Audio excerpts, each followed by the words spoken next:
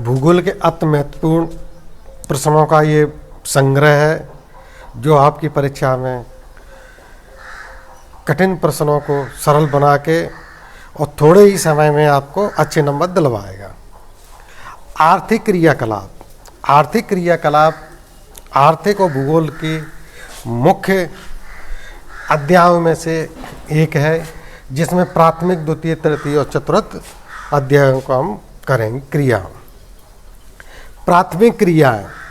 प्राथमिक क्रियाएं किसे कहते हैं? प्राथमिक क्रियाएं मनुष्य के द्वारा प्राकृतिक संसाधनों का सीधा उपयोग करना ही प्राथमिक क्रियाएं कहा जाता है। जैसे खनन कार्य है, मत्स्यन है, कृषि कार्य है, ये सब प्राथमिक क्रियाओं में सम्मिलित किया जाता है। इसमें 2 नंबर का क्वेश्चन और 1 नंबर का भी आता है। कभी कभी परीक्षा पूछ लिया जाता है लाल कॉलरधारियों को अपन किस क्रियाकलाप में सम्मिलित करेंगे, तो लाल कॉलर को प्राथमिक क्रियाकलापों में हम सम्मिलित करते हैं।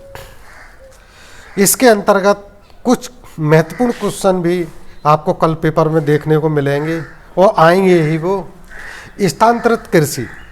स्थानांतरित कृषि या झूमिंग कृषि ये पहाड़ी क्षेत्रों में और आदिवासी इलाकों में प्राचीन समय से की जाने वाली खेती का ही एक रूप है। इसमें जंगलों को पहले काटा जाता है, कुछ समय तक वहाँ पर सफाई करके खेती की जाती है और उसके बाद में आने वाले समय में वो ज़मीन को छोड़ देते हैं, फिर अन्य ज़मीन को लेते हैं, वहाँ भी पेड़ों को साफ करते, जंगल को आग लगा के फिर अपने उपजाऊपन को तैयार करके इस तरीके से वो स्थानांतरित कृषि या झूमिंग कृषि को करते हैं। ये पूर्वी भारत में अधिकांश जगह आज भी देखने को मिल जाती है। इसके बाद में है रोपण कृषि। रोपण कृषि के अंतर्गत ये भी एक क्वेश्चन आता है अक्सर परीक्षाओं में। रोपण कृषि किसे कहते हैं या बागवानी। रोपण कृषि में चाय की है, कॉफ़ी की है, अन्य संबंधित कृषि कार्यों को सम्मिलित कर लिया जाता है, वो कह जाती है रोपण कृषि। बागानी कृषि ये चाय इसी में सम्मिलित कर लेते हैं। ये 500 साल पुरानी पद्धति है। इसके बाद आता है चलवासी पशु। चलवासी पशु ये भी इसमें आता है। चलवासी पशु बकरवाला, गज्जर जाति ये हिमाचल और जम्मू कश्मीर में देखने को मिल जाती हैं। ये भेड़ बकरियों को चराकर अपन जीवन यापन करते हैं। उसके बाद में आता है वाणिज्य के पशुपालन। वाणिज्य के पशुपालन होता है जिसमें बृहत पैमाने पर नई तकनीक, नए बीज और एक फार्म हाउस की तरह तैयार करके कृषि की जाती है। यहाँ इसे या कहेंगे साइंटिफिक तरीके से जो कृषि की जाती है वो वाणिज्य के कृषि या वाणिज्य पशुपालन कहलाता है। ये IAS में UPSC भी कई बार पूछ लेता है क्वेश्चन कि वाणिज्य पशुपालन ये कब कितने अक्षांश पर होता है।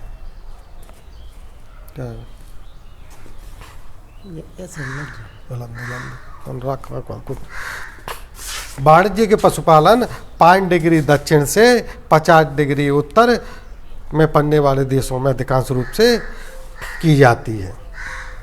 उसके बाद में आता है द्वितीय क्रियाकलाप। द्वितीय क्रियाकलाप को नीला कॉलर कहा जाता है। इसमें द्वितीय क्रियाकलाप या द्वितीय आर्थिक क्रिया है जिसमें कच्चा माल भी निर्मित होकर मार्केट में जाता है, या कहेंगे हम जहाँ पर उद्योग लग जाता है, शब्द या सभी उद्योग द्वितीय क्रियाकलाप में आते हैं। इसे नीला कॉलर कहा जाता है।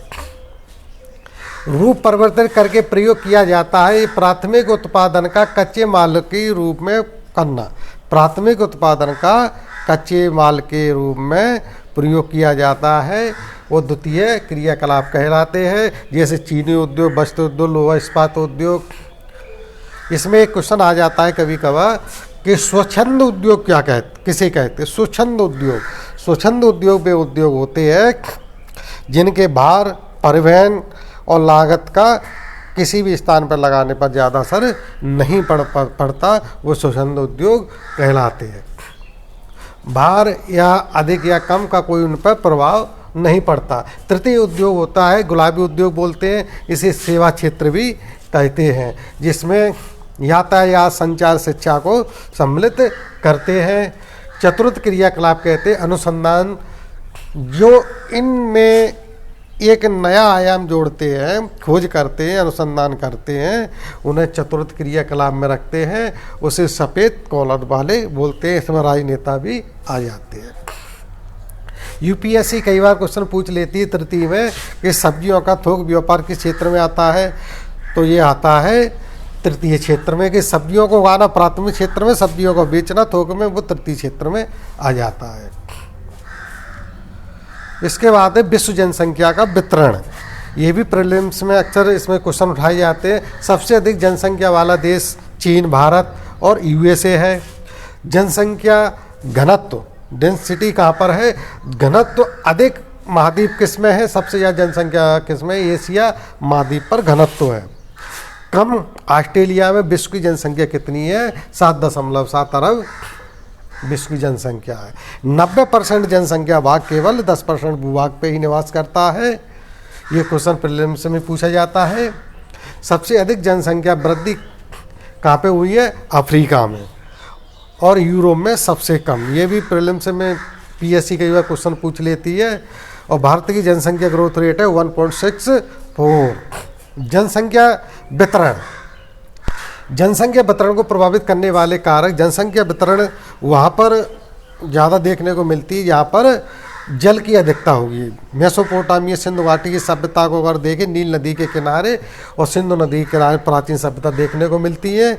उसी तरह उज्जैन नगर में देखेंगे क्षिप्रा नदी के किनारे, उसके आता है भू आकृति। वहाँ की आकृति कैसी है, पहाड़ी है, ढलवा है, रेगिस्तान है, वो भी महत्वपूर्ण होता है। भू आकृति यहाँ की अच्छी होगी, खेतीबाड़ी के लिए अच्छी होगी, पशुपालन को उसमें भी हम वरीयता देते हैं। फिर आता है जलवायु, जहाँ पर जलवायु अच्छा होगा, रहन सहन अच्छा होगा, जीवन यापन अच्छा होगा, उसको अपन आगे देखते हैं। मृदा, उसके बाद मृदा अच्छी होगी, वहाँ पर खेतीबाड़ी और पशुपालन के लिए भी आवश्यकता होगी। ये क्रम पूछ लेते हैं कई बार। उसके बाद है आर्थिक, खनिज नगरीकरण, और जहाँ पर खनिज अच्छे मिलेंगे वहाँ भी जनसंख्या बस जाएगी।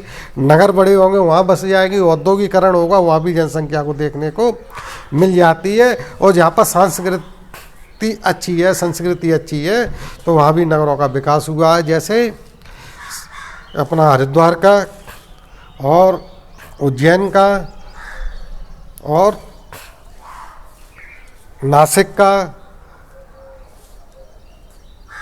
आगे देखते हैं हम प्रवास। प्रवास किसे कहते हैं, ये भी क्वेश्चन आ जाता है। एक स्थान से दूसरे स्थान पर जाना प्रवास कहलाता है। प्रवास किसे कहते हैं, ये भी 2 नंबर क्वेश्चन आता है। अप्रवास, किसी नए स्थान पर जाना, नए स्थान पर जाना अप्रवास। उत्प्रवास, प्रवासी जो एक स्थान से बाहर चले जाते हैं उन्हें बोलते हैं उत्प्रवास। प्रतिकर्ष कारक, प्रतिकर्ष कारक किसे कहते हैं, ये 2 नंबर का क्वेश्चन आएगा। प्रतिकर्ष कारक होते हैं जैसे बेरोजगारी है, राजनीतिक उथलपुथल, असुरक्षा है, महामारियां हैं, इन्हें छोड़ के लोग दूसरे स्थान पर जाते हैं, तो उसे क्या कहते हैं, प्रतिकर्ष कारक। आकर्षक कारक, आकर्षक कारक होते हैं जो लोगों को अपनी ओर आकर्षित करते हैं, जैसे शांति है, रोजगार है, उद्योग है आदि। जिसमें जननांगी संक्रमण, जननांगी संक्रमण किसे कहते हैं, ये भी क्वेश्चन आता है। इसमें क्या होते हैं, जननांगी संक्रमण 3 अवस्थाओं में चलता है, प्राथमिक, द्वितीय, तृतीय। प्राथमिक अवस्था में उच्च जन्म दर होती है, उच्च मृत्यु दर होती है। द्वितीय अवस्था में जन्म दर उच्च होती है और मृत्यु दर कम होती है, क्योंकि जब तक दवाइयों की खोज कर ली गई थी। उसके बाद आता तृतीय अवस्था, जिसमें निम्न जन्म दर निम्न मृत्यु दर को दर्शाता है, वो तृतीय में आता। ये हो गई जननांगी संक्रमण। जनसंख्या वितरण को के बाद है आयु वर्ग। 0 से 14 आयु वर्ग के बाल होते हैं, ये 28% है। 15 से 60 वर्ष के प्रौढ़ 61% है। वृद्ध है 61 वर्ष से ऊपर, ये इनकी संख्या है 10.3। अक्सर यूपीएससी और एमपीपीएससी प्रतियुक्त परीक्षाओं में ये क्रम पूछ लिया जाता है कि विश्व में इस वक्त किसका अनुपात सबसे अधिक है। सबसे अधिक अनुपात है युवाओं का, जिसमें 15 से 60 वर्ष दी रहती है। लिंग अनुपात कुल पुरुषों पर कुल महिलाओं के गुणित 1000, तो लिंग अनुपात पे भी कई बार क्वेश्चन पूछ लिया जाता है। मानव विकास अवधारणा, ये भी क्वेश्चन आता है, बड़ी यूपीएससी भी मेंस में पूछ लेते हैं इसमें से। मानव विकास अवधारणा 1990 में डॉक्टर महबूब उल हक और अमर सेन के द्वारा प्रतिपादित की गई थी। ये दोनों नोबेल पुरस्कार विजेता हैं। महबूब उल हक अर्थशास्त्री थे और ये कहाँ के थे, ये पाकिस्तान के थे, और इन्होंने मानव प्रतिवेदन प्रस्तुत किया था, मानव विकास का प्रतिवेदन प्रस्तुत किया था, मानव विकास के स्तंभ। एक तो ये क्वेश्चन पूछ लिया जाता है, मानव विकास की अवधारणा किसने दी, इसके स्तंभ कितने होते। स्तंभ है समता, सतत पोषणीयता, उत्पादकता, सशक्तिकरण। समता इक्वलिटी, बराबर होना चाहिए सभी लोग। सतत पोषणीयता, ये क्वेश्चन आ सकता है, कल आएगा। सतत पोषणीयता होता है पर्यावरण को ध्यान में रखते हुए संसाधनों का ऐसा उपयोग किया जाए कि उनको आने वाली पीढ़ी को छोड़ दिया जाए, उनके लिए हम उतना खर्च करें जो हमारी आवश्यकता है। ये संसाधन ये नहीं हम उनको आज ही खर्च करके ख़त्म करें। पर्यावरण ने हमको जो उपहार में दिया है उसे अन्य लोगों के लिए भी सुरक्षित छोड़ना पर्यावरण को ध्यान वो होता है।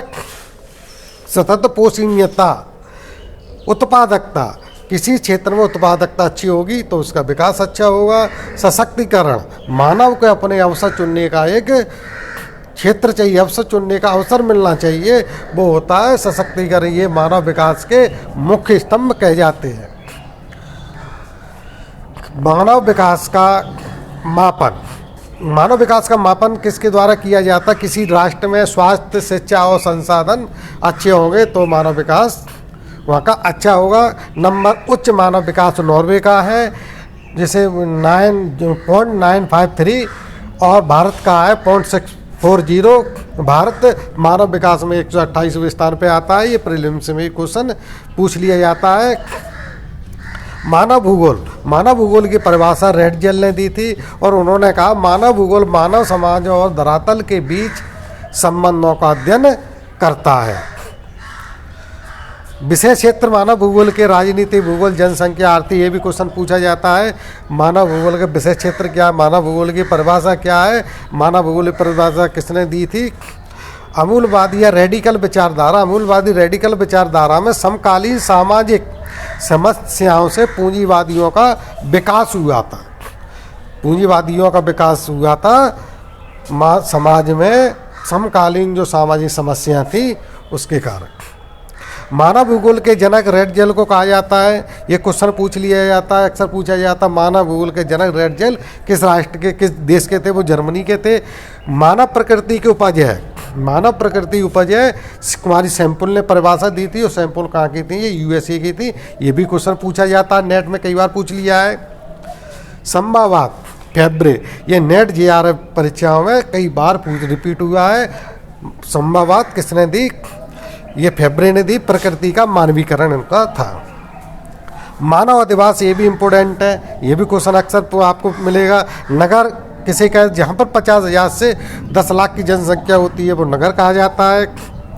मेट्रोपोलिस नगर, जहाँ पर 10 लाख से अधिक जनसंख्या होती है वो मेट्रोपोलिस है। मेगापोलिस 50 लाख से अधिक वाले मेगापोलिस, जिसमें मुंबई और टोक्यो महानगर हैं। एक क्वेश्चन है,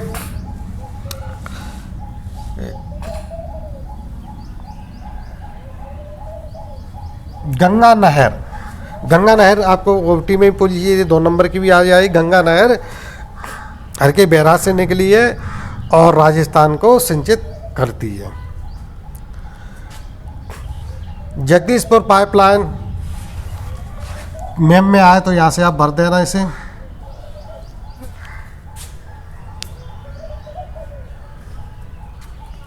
क्या नंबर का है?